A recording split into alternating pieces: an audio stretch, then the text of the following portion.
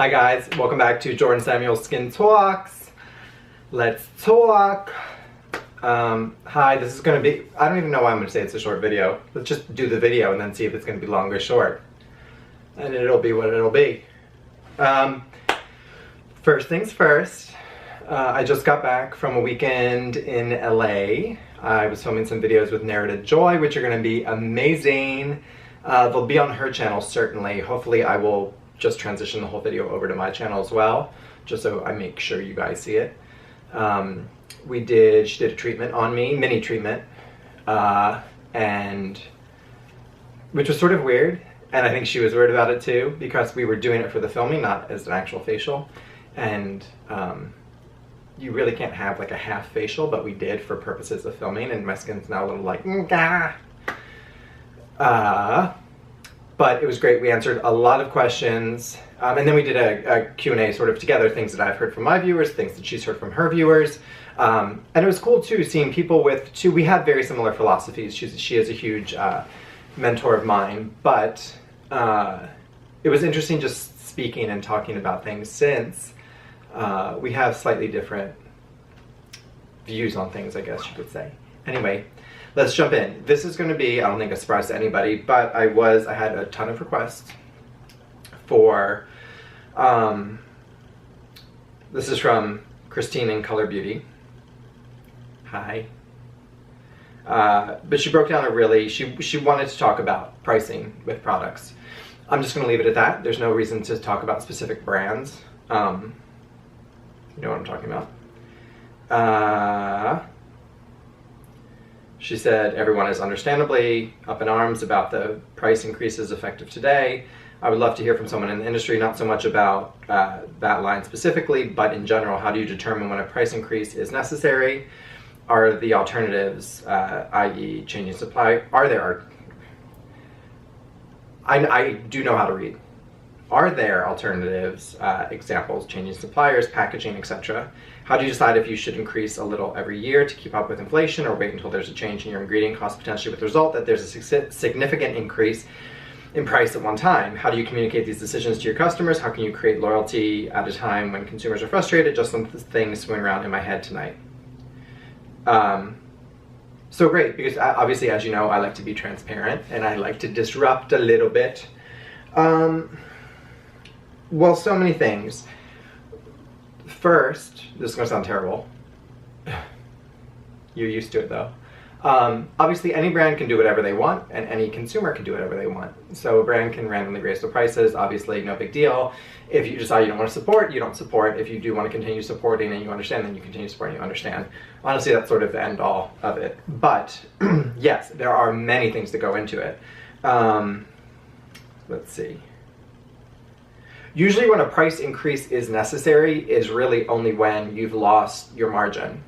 Every company has a different margin. You know, not everybody has the same, even with the higher end brands and retailers, they all have different versions of their margins, and same with direct-to-consumer brands as well. But it has to be what works for you in terms of how you want your service to be, how you want your, you know, if you're offering tons of samples, if you're offering free shipping, etc., that all gets factored into your margins. So when you start to lose that is when there is, look at this sun, whoa, a price increase. Okay, one thing at a time.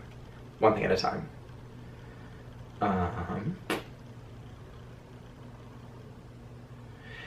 Okay, yes, there are alternatives. However, speaking about the line that we are speaking of, I don't think that a change in packaging or really suppliers of ingredients would work for that brand.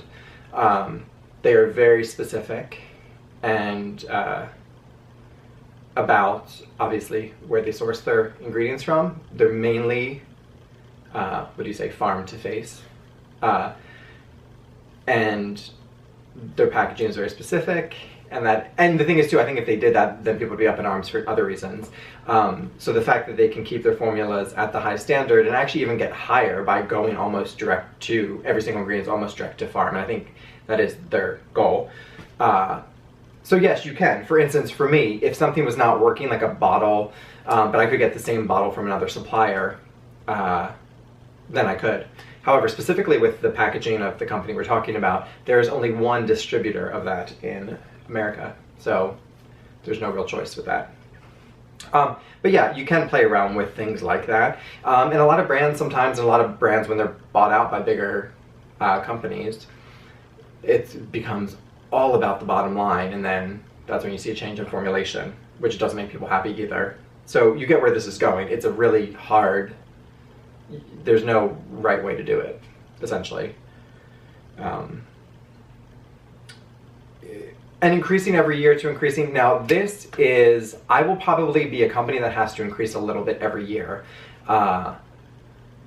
However, somebody using true naturals, organic, wild-crafted essential oils, fixed carrier oils, botanicals, etc. Those ingredients are amazing, and but they are dictated like wine, like any truly natural ingredient, by the climate and the weather and harvesting and etc. etc. So 1 year, let's say for instance like Rose Absolute could be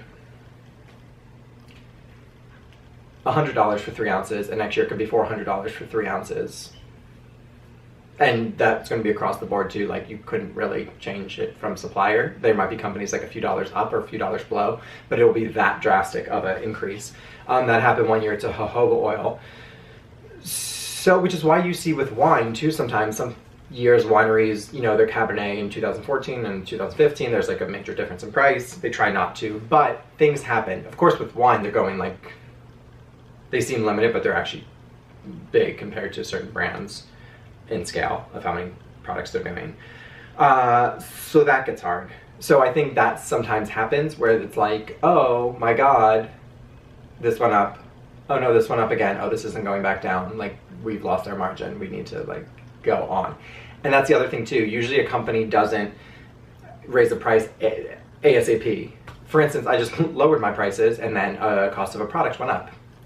And then I decided I wanted to do a cosmetic fill all the way up as possible to the neck, which you guys will start seeing, but that's a raise in price too.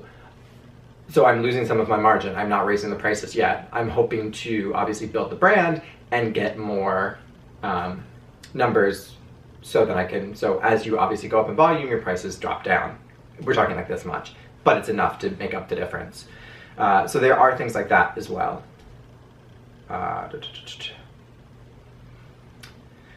And then communicating the decision to customers is, I think the person did it exactly right. I would do it the same way. I think it's really hard if a brand has been needing to raise prices for a while and has not, and to let customers know, you know, people were saying, oh, you should have let us know 2 weeks, 3 weeks before. Again, brand can do whatever they want, customer can do whatever they want. But then sales would have probably been through the roof, and then nobody would buy ever again, or something like that. I mean, I'm just being silly by saying that, but you get the point. So I think it's, you know, an unfortunate thing of the world that everything, I mean, the shipping costs just went up. I'm gonna have to start raising shipping costs on my website. That happened in January, and my facial price goes up things are constantly going up, and sometimes our own salaries at, you know, your work or whatever, and I'm referencing myself as a former dancer, sometimes our salary didn't reflect what was happening in the world and how much things were costing. So that is an annoyance, but has nothing to do with right or wrong of a brand raising their prices to maintain their whole feel. Again, with that, so that's a whole separate thing. And then back to my other video, which, you know, then you have things you could do direct to consumer, which is you do not retail to other online retailers or other stores. You essentially don't do wholesale. You just buy directly, like you're buying directly through me. That way you're essentially buying at wholesale. You almost become the wholesaler. So that's why when people say like, oh, you get what you pay for. Yes, because obviously there could be a direct-to-consumer brand not using as high of a quality of ingredients as mine, and they could be much less. And then there could be another direct-to-consumer brand using specifically certified organic, wild-crafted ingredients, and they're going to be a little bit more.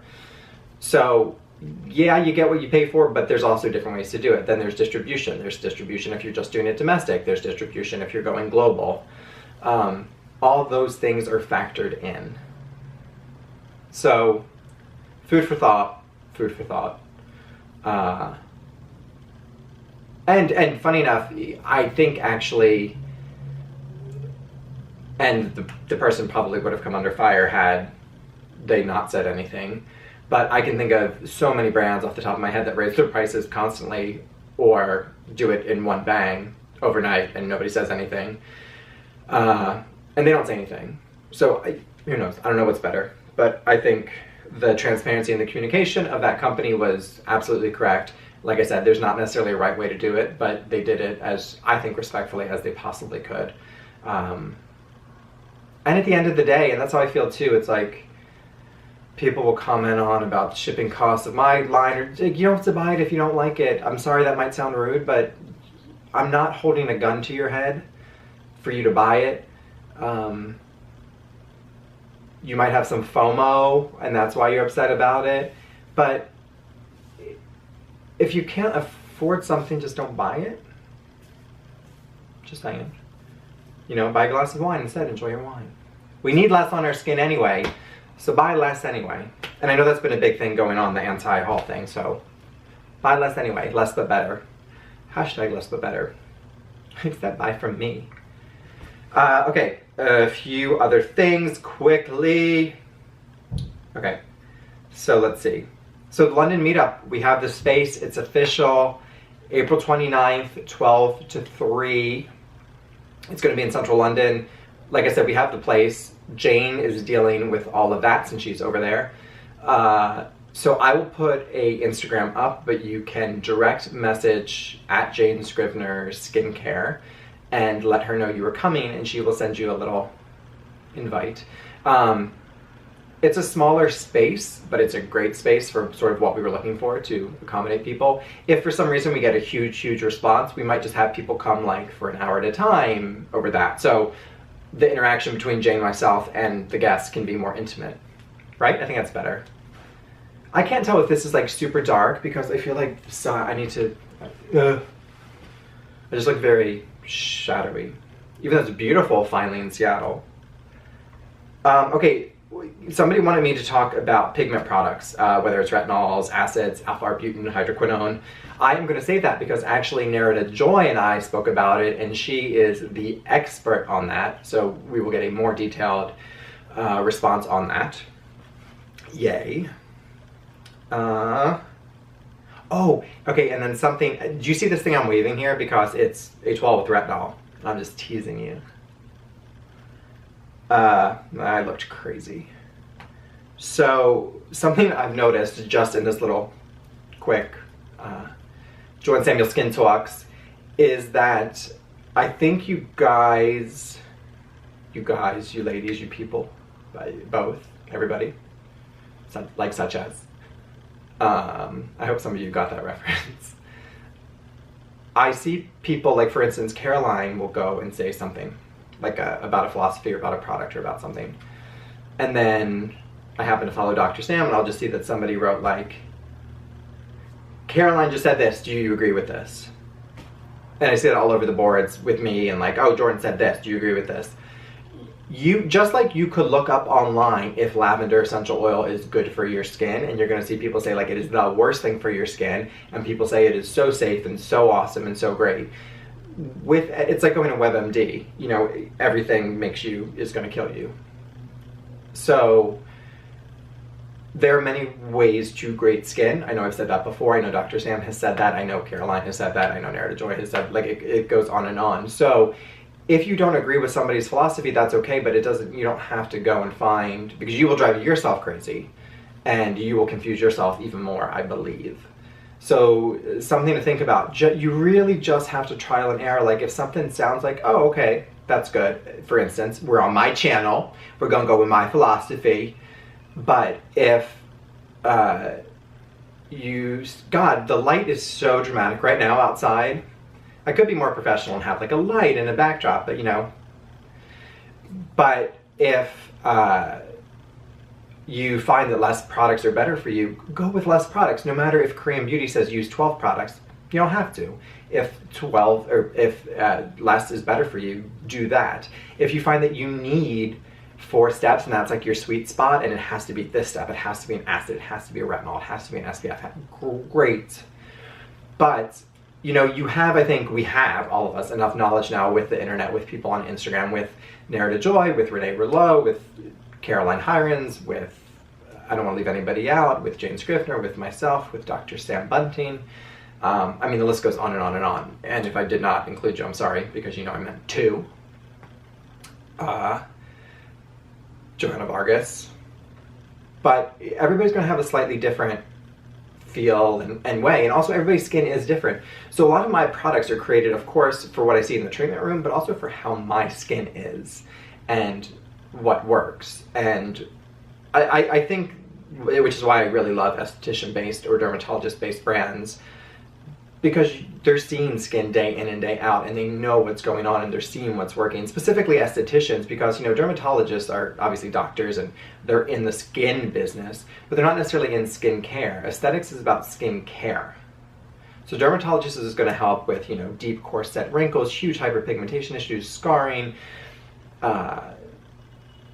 skin cancer, moles, and obviously they know their skin and their skin care, but they're not working day in and day out with skincare and seeing that. So, but obviously dermatologists and estheticians know what's up. So just because you don't agree with somebody's philosophy necessarily, you don't have to go run and be like, I mean, really? Okay, I think the last thing I will check. Yeah. So last thing is, now this bottle's empty, which makes me sad. I don't even have it, okay? That's how sad it is. It's the bottles, the labels, they're done, they're there. As far as I know, that in the next 3 to 4 weeks, this will be bottled and finished and on its way to the fulfillment center. So I think mid-April is absolutely when this is happening. Why did I say that? I said absolutely too. It's coming, okay? It's coming, and it's like coming real soon as can be. Pictures are being taken. It's going to be up on the website, marked out of stock, as soon as everything's ready, so you guys can see the ingredients and the price and all of that. Well, I guess if it's out of stock, you won't see the price. Anyway, it's more than Etoile regular, of course. There's 0.2% retinol in here. And something you'll notice too on the ingredients, while it is Etoile, it's Etoile futzed with. I'm neurotic, and I wanted to play around with the. Well, first of all, some of the ingredients had to come out.